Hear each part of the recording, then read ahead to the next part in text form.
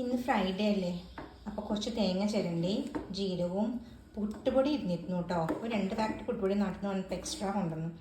അപ്പോൾ അതും കൂടി എടുത്തിട്ട് കുറച്ച് ഉപ്പും തിരുമ്മി ഞാൻ അവലോസുപൊടി ഉണ്ടാക്കുന്ന രംഗമാണ് ഈ കാണുന്നത്.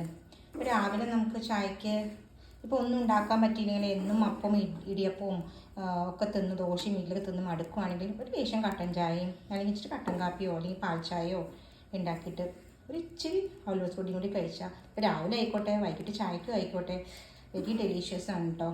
വേറെ ഒരു പണിയില്ല, ഒരുപാട് തേങ്ങ വേണം, പിന്നെ വറുത്ത പുട്ടുപൊടി ആയതുകൊണ്ട് കുറച്ചും കൂടി ഈസി.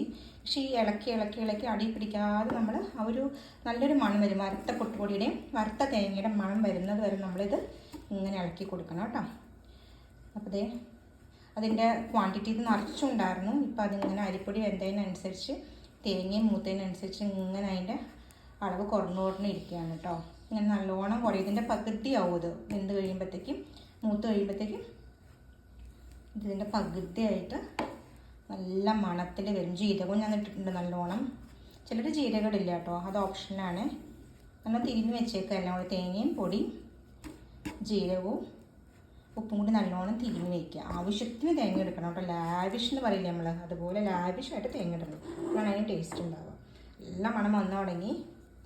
മാൽദീവ്സിലെ തേങ്ങ എന്ന് പറയുമ്പോഴത്തേക്കും നമുക്ക് തേങ്ങയുടെ പാലാണ് കൂടുതൽ, എന്താ പറയുക, തേങ്ങ ചിരണ്ടുമ്പോൾ കിട്ടുന്ന ആ ഒരു അതിനേക്കാളും കൂടുതൽ നമുക്ക് തേങ്ങ പാലാണ് കേട്ടോ അതിലുണ്ടാവുക.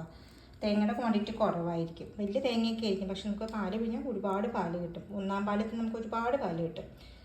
അപ്പോൾ ഇത് ഉണ്ടാക്കി കഴിയുമ്പോൾ ഒരു ലേശം കട്ടൻ ചായയും കുറച്ച് അവലോസുപൊടി. അപ്പോൾ ഹാപ്പി വീക്കെൻഡ്, ഹാപ്പി ഫ്രൈഡേ.